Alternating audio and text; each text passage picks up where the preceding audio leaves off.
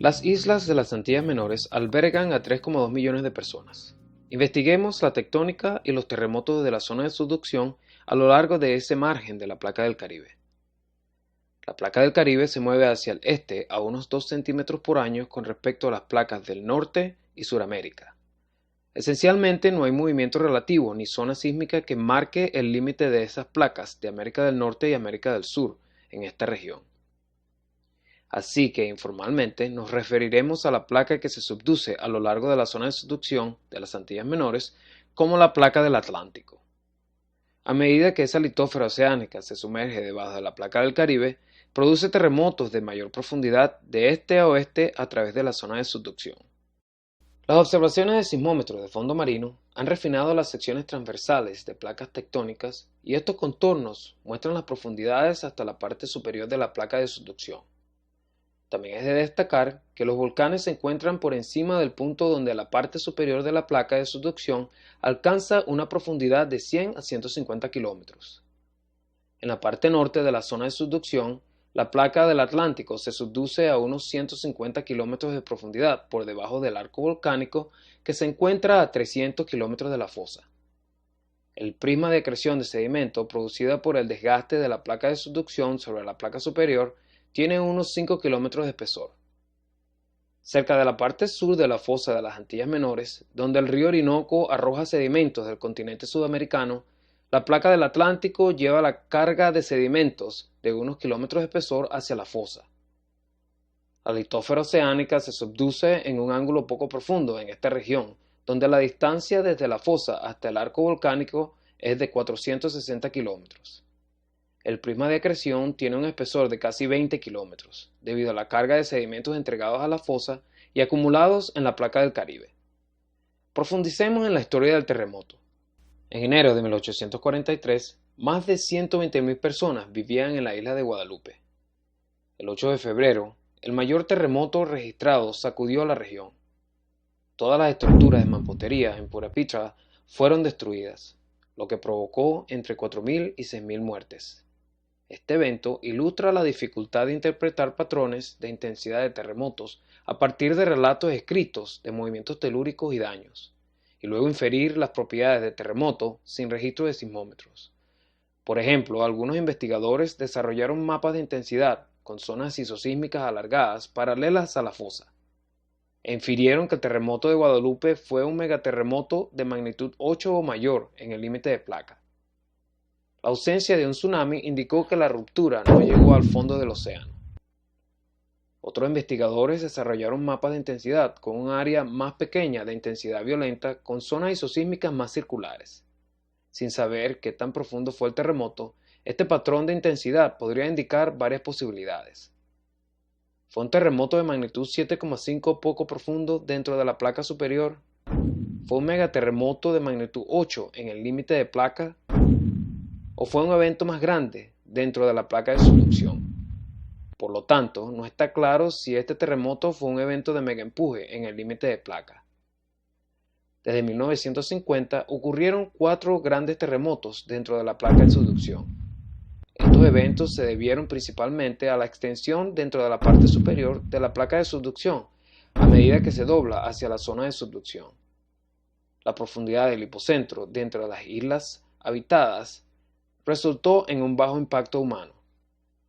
En 1974, un terremoto de magnitud 7,2 se produjo al noroeste de Antigua, que generó el sismo más fuerte en las Antillas Menores desde 1843. Debido a que el epicentro se encontraba a casi 20 kilómetros de Antigua y a unos 25 kilómetros de profundidad, no hubo víctimas mortales, aunque se produjeron algunos daños en edificios e instalaciones portuarias. A medida que la fosa de las Antillas Menores se curva de nor-noroeste a este-oeste, donde se encuentra con la fosa de Puerto Rico, la placa del Atlántico se subduce en un ángulo cada vez más oblicuo. Las fuerzas paralelas a la fosa resultante produjeron la falla Bunce, una falla lateral de 850 kilómetros de largo que transporta una astilla de prisma acrecional a lo largo de la fosa. Esta estructura recibió el nombre de Betty Bonds, una pionera geofísica marina que fue la primera mujer estadounidense en servir como científica en jefe en una importante expedición oceanográfica. La geofísica marina y la sismicidad indican que el antearco norte de las Antillas Menores está separado por fallas normales. El terremoto de Antigua ocurrió en una de esas fallas normales, que representan peligros de terremoto y tsunami para la región. Con solo 5 grandes terremotos en los últimos 70 años, y tal vez ningún megaterremoto en los últimos 200 años, la sismicidad inusualmente baja en esta área ha desconcertado a los sismólogos durante décadas. Las observaciones de GPS ahora pueden monitorear la deformación de la zona de subducción. La mayoría de los ejemplos, como Japón o Alaska, tienen una falla de megaempuje de alta fricción que permanece atascada durante décadas o siglos, comprimiendo y empujando la placa superior hacia atrás. Cuando las fuerzas eventualmente exceden la fricción, un terremoto libera la energía elástica almacenada en un terremoto mayor de magnitud 7, magnitud 8 o magnitud 9. Las observaciones de GPS revelan diferentes dinámicas para la zona de subducción en las Antillas Menores.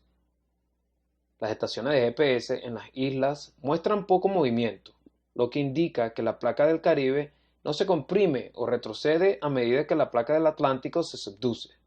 En cambio, el límite de megaempuje de baja fricción se desliza más suavemente con menos terremotos y quizás sin terremotos de gran magnitud 8 o 9.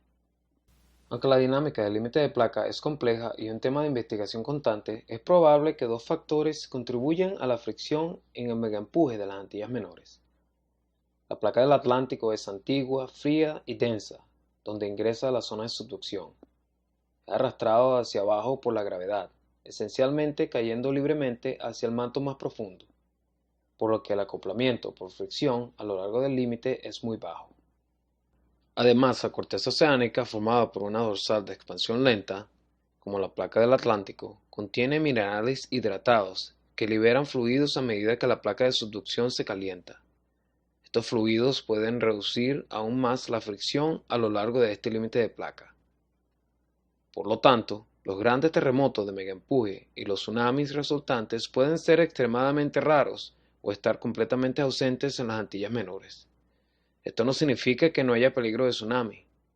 El gran terremoto de Lisboa de 1755 provocó la muerte a más de 50.000 personas debido al colapso de edificaciones, incendios y un tsunami que cruzó el Atlántico en 7 horas y sin previo aviso barrió hacia el sur a lo largo del arco de islas con elevaciones de 7 metros en Saba y a 1,5 metros en Barbados. El tsunami histórico más grande de origen tectónico regional fue producido por el terremoto de magnitud 7,2 de 1867 en el pasaje de Anegada. Incluso en Grenada, el tsunami alcanzó los 3 metros. En términos naturales, las erupciones volcánicas y los huracanes en las Antillas Menores han sido históricamente mucho más mortíferos que los terremotos o tsunamis. En el año 1900, la ciudad de Saint-Pierre, en Martinica, era un animado puerto marítimo. La catastrófica erupción de Mont Pelé en 1902 causó la muerte a 30.000 personas en cuestión de minutos, cuando un flujo piroclástico descendió por la montaña y sepultó la ciudad. La actividad volcánica también presenta riesgo de tsunamis por explosiones, deslizamiento de tierra y colapso de los flancos de los volcanes que desplazan el agua del océano. El gran huracán de 1780 azotó las Antillas Menores con vientos de hasta 320 km por hora, produciendo la muerte a más de 22.000 personas, convirtiéndolo en el huracán más mortífero de la historia registrada en el Atlántico. Mientras que las observaciones y modelos meteorológicos modernos proporcionan evidencias que salvan vidas y mitigan los daños causados por las tormentas, los huracanes siguen siendo un peligro natural mortal y costoso en las Antillas Menores.